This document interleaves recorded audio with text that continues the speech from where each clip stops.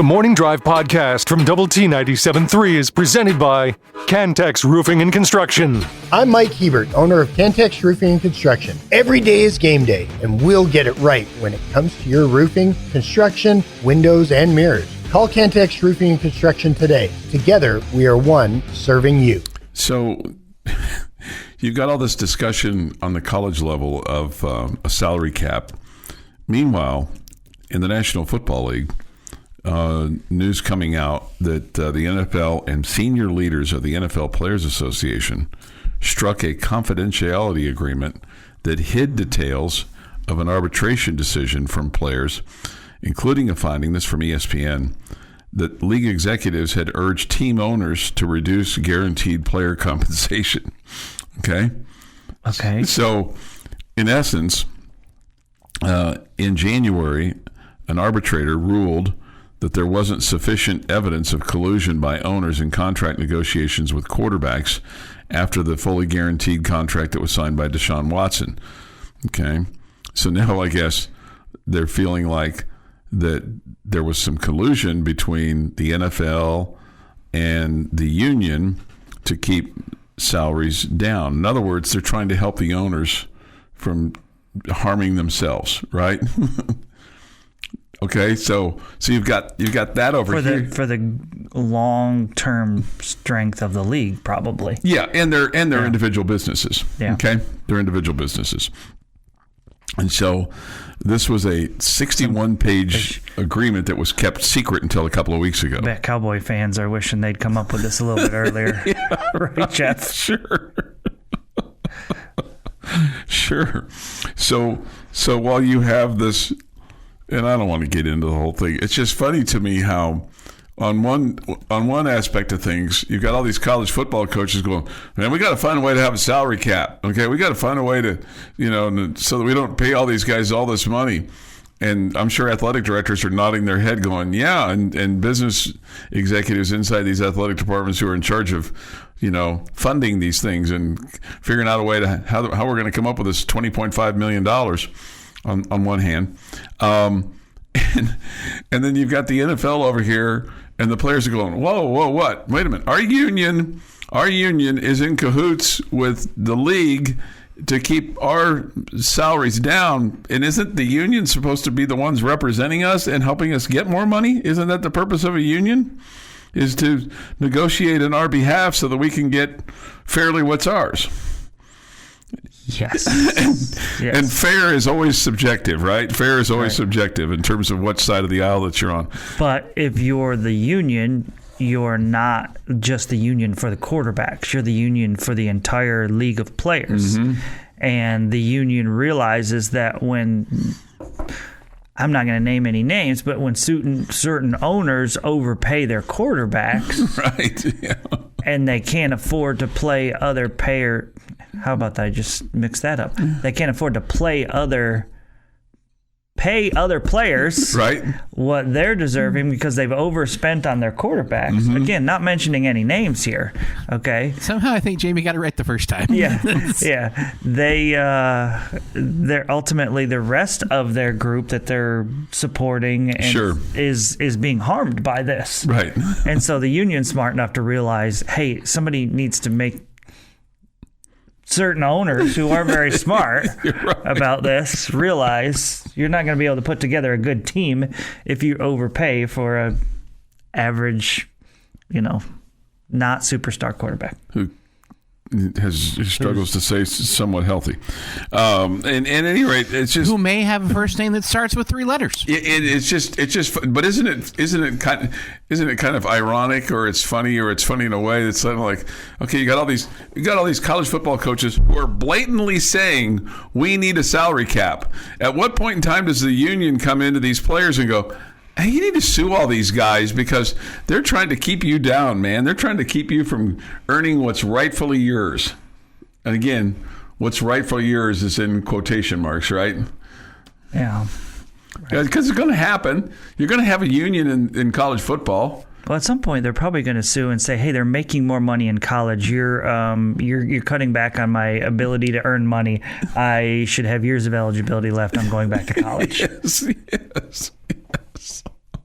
The whole thing's nuts. The other thing that strikes me is, for years you couldn't buy a student athlete a ham sandwich without getting your hand slapped, right? And you couldn't provide any extra benefits. You couldn't have the soccer team over for dinner or whatever. I mean, I have some friends who got calls from compliance. This is years ago. One of their babysitters was like a volleyball player, okay? And they had the volleyball team over, and they got kind of slapped on the knuckles a little bit about, hey, you can't do that because that's against the rules. And so now all of a sudden, and it just makes you wonder how rich these athletic departments have been, because all of a sudden they now can all, quote, afford $20.5 million to come just right off the top. It's like the student athletes back then had a point. Yeah, right. No, and then you've got schools. It's just so crazy that we could never find, or never really attempted to find the happy medium here. Yeah. Something that makes sense for both. Right. For everyone. Right. To make sure that the athletes are taken care of, and not that they weren't taken care of before. I don't want to act like they weren't taken care of, but to give them something that they deserve when so much money is being made. It was just greed. But there was we couldn't find any common ground, and now we just have gone from we're going to give you nothing to, the NCAA just turned into a little, I don't know what you want to call them, but just like, okay, fine, you want this? Okay, you have this, they've had this, you do whatever you want, I don't care. We're not even going to try on anything. You figure it out. You figure it out. ADs and conferences, and you guys figure it out. We're not going to try. You just tell us. It's almost like sometimes like they just took their gavel and went home. It's almost sometimes like parents, whether it's the mom or the dad, and the kids are pushing back, and finally okay, fine, you just do whatever you want. You just have to run to the house, and there's no, and usually I promise you those words were never said at our house. I understand that, but I'm just saying they may have been said. It lasted about 30 seconds, and that's the point: is that somebody had a cooler head in the house that said, "Hey, wait a minute." I don't think it was the cooler head that won that one. No, but I'm just saying she was pretty mad. But usually there's someone that has some kind of sense of reason. Go, okay, we can't just do that. Can't just let them have their way. You've got to set some ground rules and set some boundaries. And there are none right now. But it's just, I don't know. It's fascinating to me to think that all of a sudden, like within just a handful of years, you can go, oh yeah, and they're going to tell you they can't afford $20.5 million, which I get that, but still, everybody's figuring out a way to come up with $20.5 million. There's like, well, we're going to go look for that change in the couch, we're going to go count pennies, all those kinds of things. Man, it's just, but it is crazy that they couldn't ever find a happy medium. At some point in time, nobody had the sense to be able to try to do that. No. Nope. It was my way or the highway. Yep. Now the highway's going the other direction. Now it's just complete open road. Yeah. Yep. This is the Morning Drive Podcast from Double T 97.3, presented by Cantex Roofing and Construction. Drive, time for this day in sports history. Today is Thursday, July the 10th, 2025. Here is Jeff McGuire. Pulling a page out of the old ESPN Sports Center book. Okay. The AL gets the win, but the National League gets the highlight in 1934 as the AL wins 9-7 at the Polo Grounds. But National League pitcher Carl Hubbell strikes out Babe Ruth, Lou Gehrig, Jimmy Fox, Al Simmons, and Joe Cornyn for an MLB All-Star Game record for consecutive strikeouts. Wow. That's a pretty good roster there that he struck out. Yes. And that was an All-Star game, too. Yes. Well, you didn't say that. I just was clarifying for everybody. Just trying to help out. 1964, Jose Alou, Jesus Alou. That's the way it goes. Alou. Jesus Alou it was the Jesus I was struggling with. Is the first San Francisco Giant player in 40 years to get 6 hits in a game in a 10-3 win over the Cubs at Wrigley Field. 1999, FIFA Women's World Cup Final. USA beats China 5-4 on penalties. USA wins their second World Cup.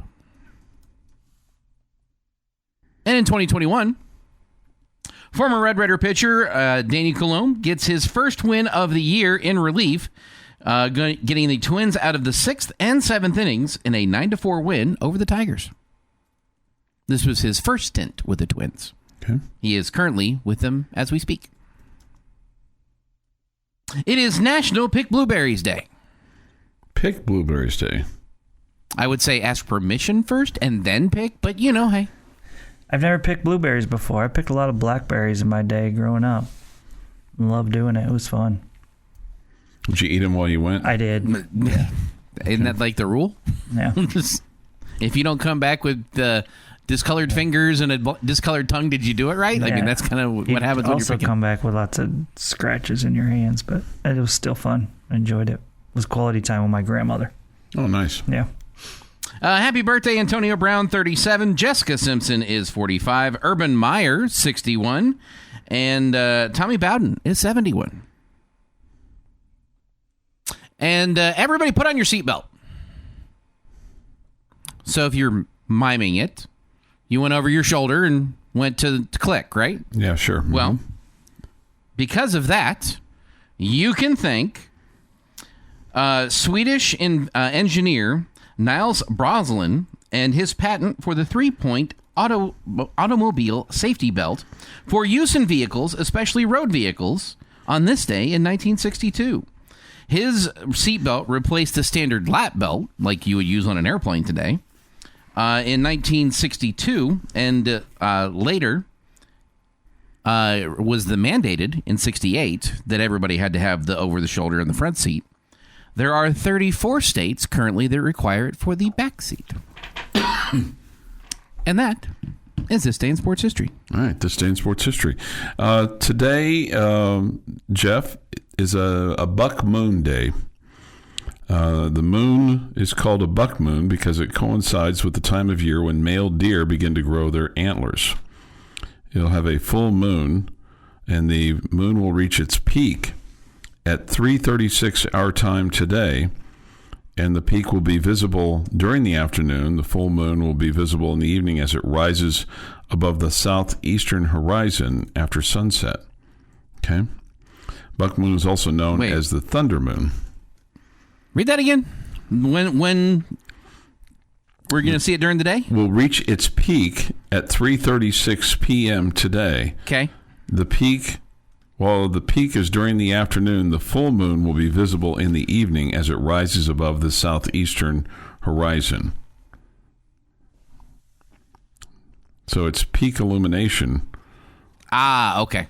Peak illumination will be at 3:36 today. Now I understand. This is according to the U.S. Naval Observatory and the Old Farmer's Almanac. That seems odd that those two are together in lock sync.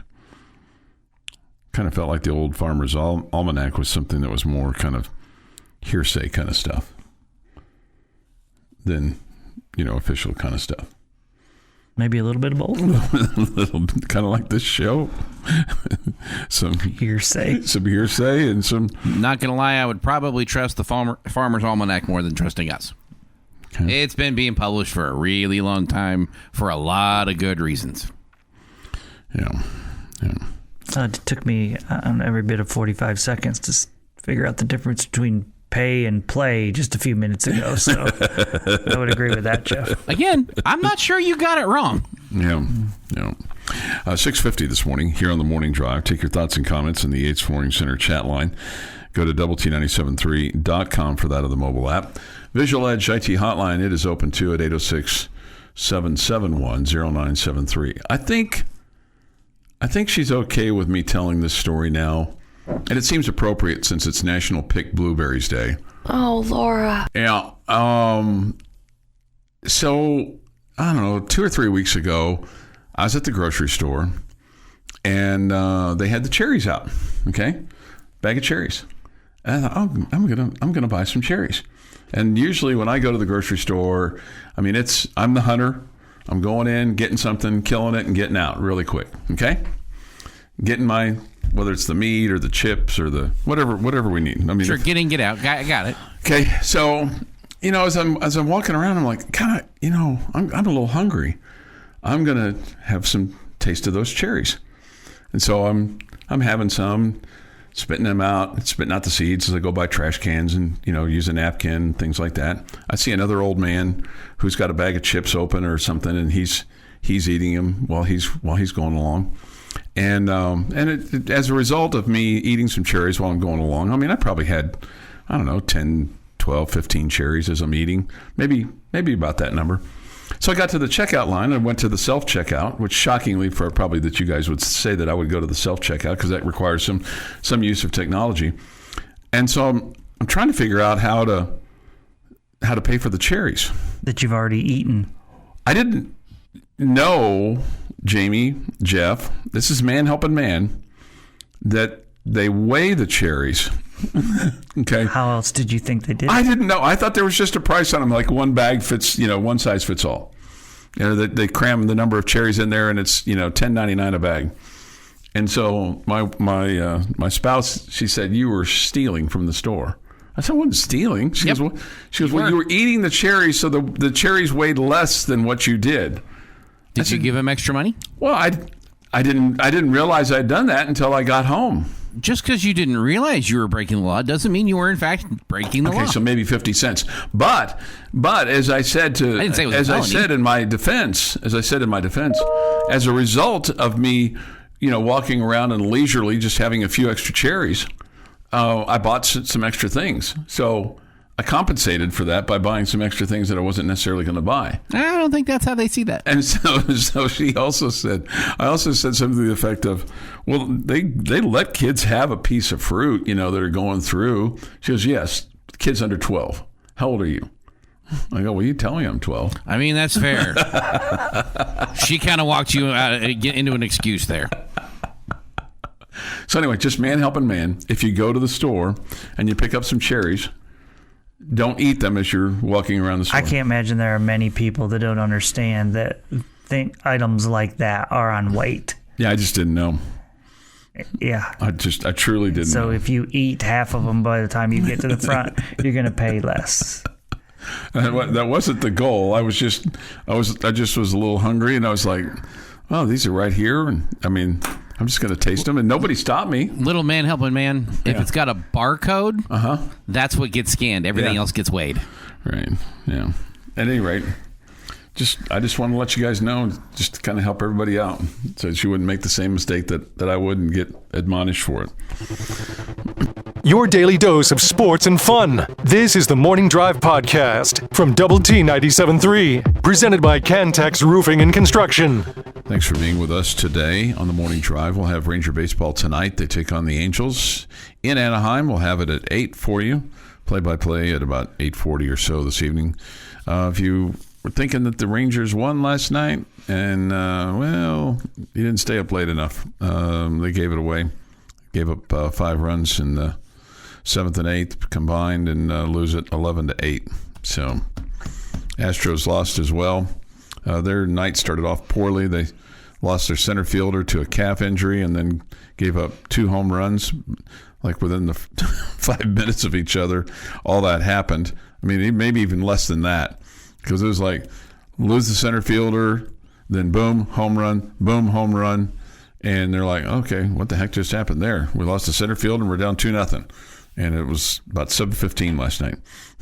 So it was like not the way that you wanted to start. They ended up losing. The Astros did 4-2 to the Guardians. And you were saying during one of the breaks this morning, how baseball can humble you. And that's a perfect example of the last 3 days for the Astros, right? Well, I mean, you play so well over the weekend against the Dodgers, and then just all of a sudden, boom, just knocks you back down. Yeah, the rug gets pulled out from under you. Do you think the other Big 12 cities are jealous, envious, or angry at Texas Tech? The cities? Yeah, the fan bases, the athletic departments, the coaches, just in general, just if you were to walk into any one of those cities with a double T on today, do you think you'd, "Oh, hey, Texas Tech, man, you guys are the ones that are building your roster, changing the way the world is a little bit"? I would say yes to jealous. What are the other words? Envious. Yes to envious. Mad. Not mad. Disgruntled, upset. Disgruntled, maybe a little bit. Just, I think they can't call us cheaters, right? Because you're just doing No, what. I don't think anybody's saying that. Yeah. Just, I mean, you would think that they would suggest that, Texas Tech's trying to buy a championship, just like we say about Major League Baseball teams. I mean, plain and simple. Plain and simple. Or maybe coloring outside the lines just a little bit. How are they coloring outside the line? Well, here, let me read you this quote from Utah coach Kyle Whittingham and see if you think there's some double meaning here. He says this yesterday at the Big 12 Media Days. There's a lot of teams in the country where that revenue sharing number will mean nothing. They'll exceed that number by double or triple. There's teams front loading, all the extra money they had prior to the revenue sharing. We got teams spending supposedly $50 million on players, and that's 5 to 6 times what we have. It's tough to compete. With regard to a salary cap, we've got to do it. We've got a great opportunity, so why not us? Why not us this year? Well, that's the plan. I think this year is huge, not just for this year, but for the future of Texas. Oh, this is something else. I'm sorry. But for the future of Texas Tech to continue to push to a different level, we checked a lot of boxes. That's what Joey McGuire said about his roster. Most believed to be among the most expensive in the country.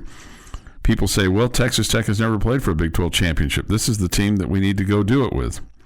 And he said, I'd rather be in this position than in a position where you're hoping and praying that everything can go right. Yeah, because we've certainly been in that spot before. Yeah, I don't think anybody's questioning anything that Joey McGuire is saying there. Yeah. Yes, the whole why not us and this is our best shot, absolutely. You've kind of taken this loophole and you said we're going to take advantage of it because we have the money to spend legally. And there's no reason, as we've talked about, there's no reason for you not to be competing for and winning the Big 12 championship. I mean, your roster is just better than most of the teams that or maybe all the teams you're going to face this year. I mean, you're ranked as top 10 roster in the country, and there's nobody in the Big 12 that's in front of you. And can you say that you could use this as a springboard moving forward? Because you're not always going to have... You hope so. Yeah. You hope so. Mm-hmm. I mean, I'm sure that's what they're thinking. I mean, because you think about basketball to a certain degree, when when you made it back to the tournament under Tubby Smith, and then you get to your first Elite Eight under Chris Beard, and then you play for a national championship under Beard, and then under Mark Adams you get to a Sweet 16, and now Grant McCasland you get to within a couple of minutes of getting back to a Final Four. I mean, okay, these are different things. I know, but these are different things. You built a program and won and proved that you could win. But if this time you're putting together an amazing roster because of money, you can't. If you're not allowed to do that in the future, you can't make apples to apples, what you did in basketball, where you won. Okay, well, they've won now, so they can win again. The rules are going to change. No, I understand. So the question is, in football, are you going to be able to keep doing this? Yeah, no, I understand that. I'm just trying to make a point that you've been able to kind of springboard a little bit. But you'd like to think by putting yourself in a position to be a really good team and promote your program and see it on the big stage and all that, no matter whether or not you can outspend everybody, that players will say, that's a program I want to play for. Absolutely. Yeah. Even if we're just getting the same amount of money that other schools are giving to all their things players. as being equal. Yeah. Rich Rodriguez said this. He said, there is a salary cap right now. We're kind of like a pro team. I've got more confidence in what we're doing moving forward because everyone realizes what we've been doing since has been a cluster until we get some federal help. Now we're asking for the government's help. Man, when we're asking for the government's help, I feel like that's like a drowning man that's fallen overboard and has one last gasp for somebody to throw him a lifesaver. And get some athletic directors. But we've proven that. I mean, the NCAA, they're just, okay, fine, do what you want to do. And I think the ADs and the presidents, and they understand they need help to get this under control because they can't always spend this much. No, I get it. Okay, so who's it going to be? I don't know. It just seems. Who told the NCAA to be toothless? Who runs the NCAA? Who's in charge of it? The ADs and the schools. The schools. The schools told the NCAA, we don't want you to have any power in anything ever because we don't want to get penalized. And then when the NCAA... We don't want to get sued anymore by the... When the NCAA was getting sued by these student athletes to try to make money from their YouTube channels or whatever else, they didn't have any power to combat anything, so they throw their hands up. And that starts the chain of events that has led us to here. It was the schools that didn't want the NCAA to have any power, resulting in the NCAA not having any power, resulting in the schools wishing someone would take over. Yes, I am blaming these schools for the situation we are in right now. Oh, they're absolutely a factor. Yeah, there's no question. Yep. It just usually we want less federal help than we want. Okay, but we've proven we can't figure this out on our own. Yeah. Usually in desperate times is when we ask for help. It kind of feels kind of desperate. Yeah, it kind of feels kind of desperate. I mean, the players don't think so. No. Oh, this is great. This is working out well. That's Let's right. keep doing this. And I think eventually, I think eventually the fans will, because the rising prices and everything, will cause the fans to say, "Hey, this is a little much." Yeah. This is a little much. But I don't know. I mean, if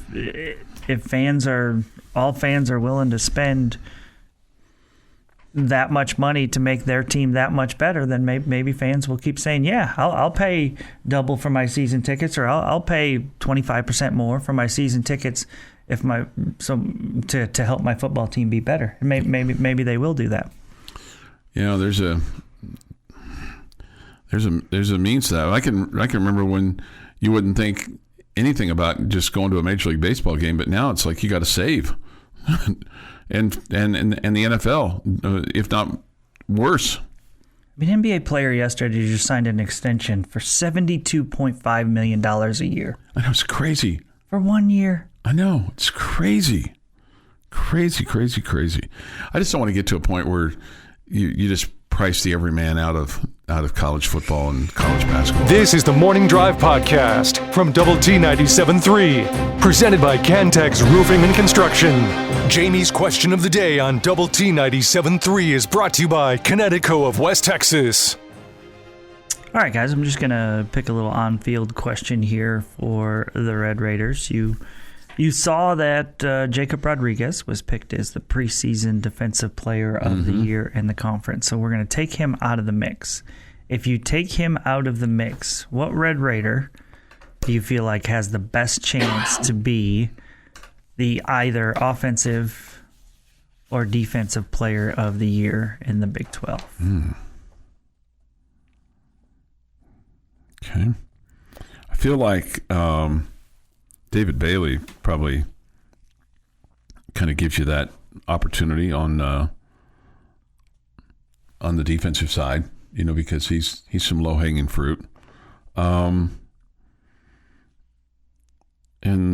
this may shock you a little bit, but if he stays healthy and if you win 10 or 11 games, your quarterback's going to play a big role in that.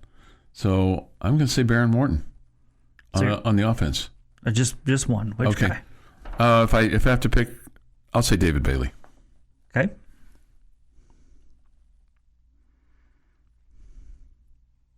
David Bailey's probably the right answer if it can't be Jacob Rodriguez.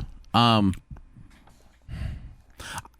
going to go, however, with what Chuck brought up at the end. If you have the season that you are expected to have and ending in Arlington, your quarterback's going to be a big part of that. Your quarterback is going to have to be playing to the level that gets you to there. While I think the defense will be much improved, there's a reason that everybody wants to be the quarterback, quote unquote, that he's going to get the press, he's going to get the attention, and that sways voters.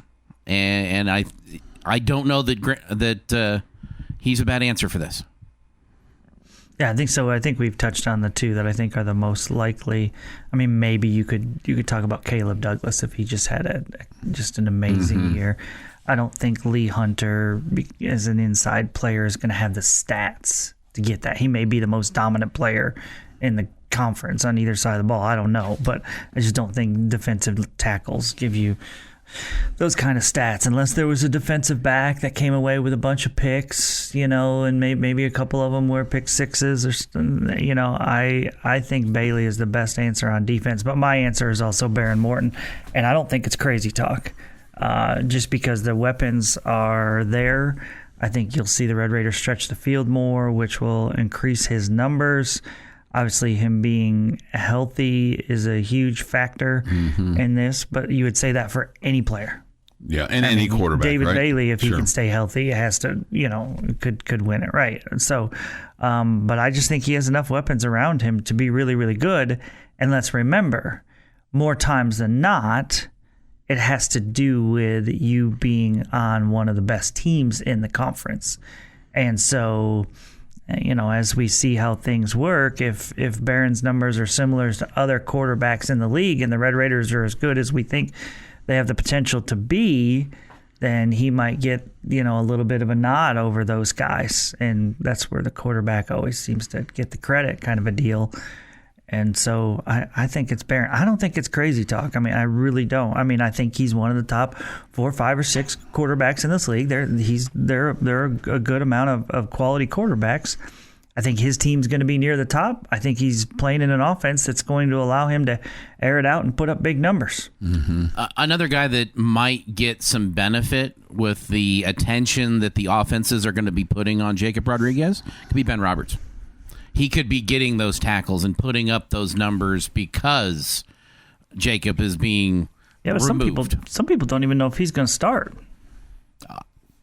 I have faith. Okay. We'll see what happens. Yeah. Yeah, and you think about going back to Barron or even going back to David Bailey. I mean, we have sat here year after year after year after year after year after year, no matter who wins at whatever level, and we've talked about, well, it all starts up front, and so you look at what your offensive line is supposed to be able to do, and you look at a guy like Howard Sampson, who is going to be an imposing figure at left tackle, and if Barron can get just a little bit extra time to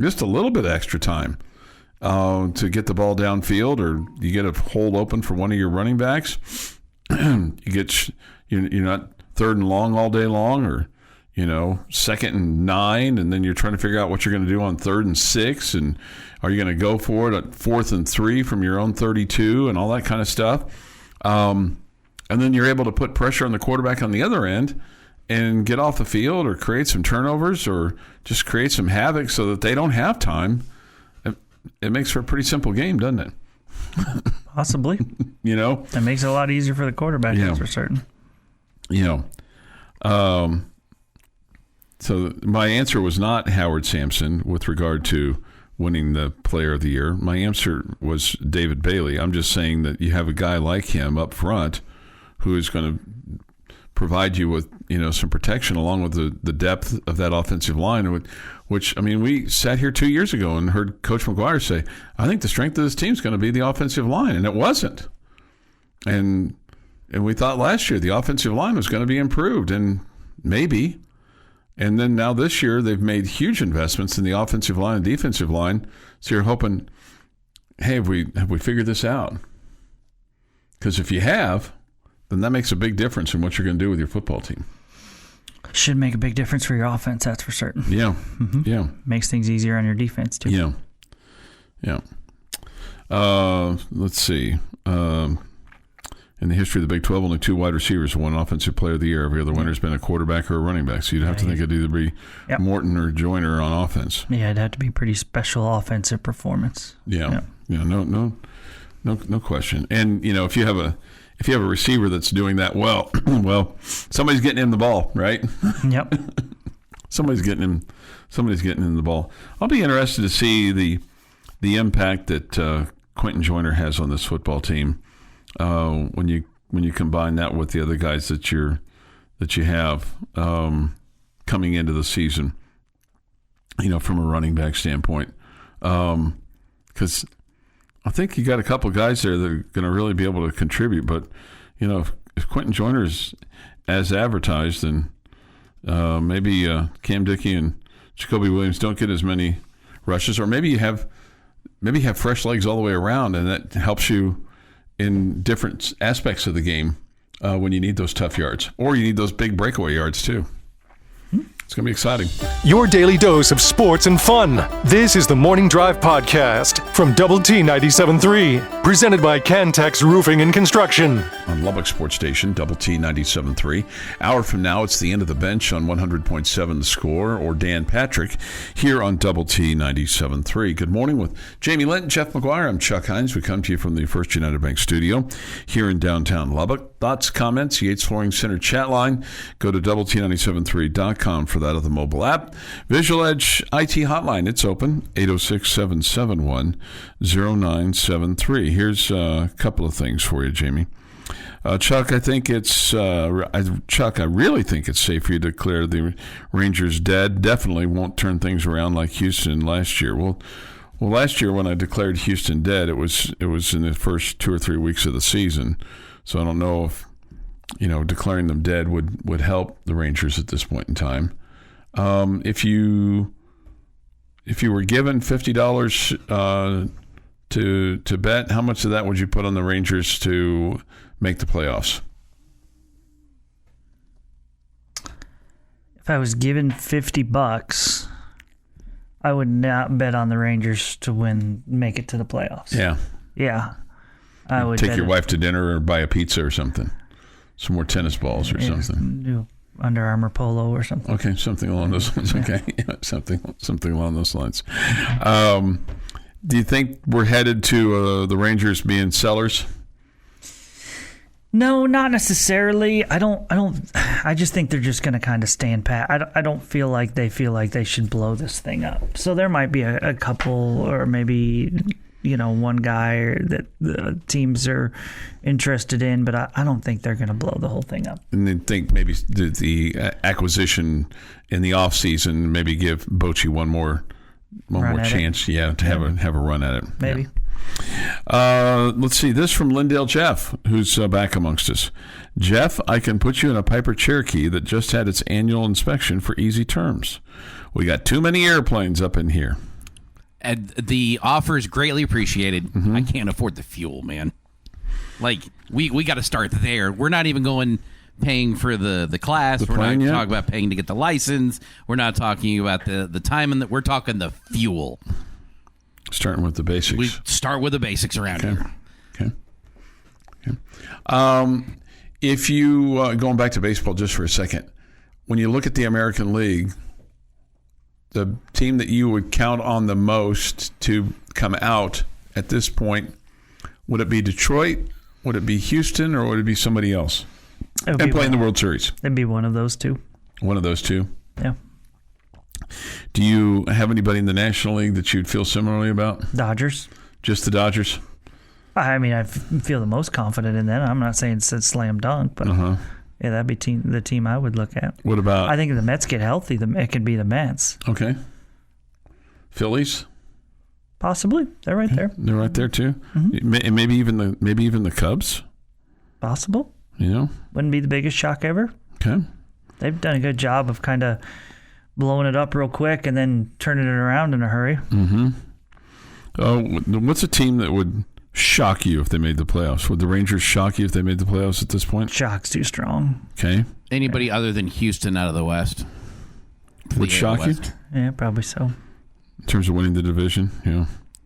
Man, it seems it'd be interesting to see who else sellers, because at one point in time we thought the Central was one of the best divisions, but man, the Tigers are running away with it. They lead Kansas City by 13 and Minnesota by 13. They're having their way with everybody. And then Toronto right now, is that a surprise team to you a little bit? Not that they're good. It's surprised that they're winning the division. But the Yankees have struggled so badly. Yeah, I mean the Yankees have outscored their opponents by 105 runs.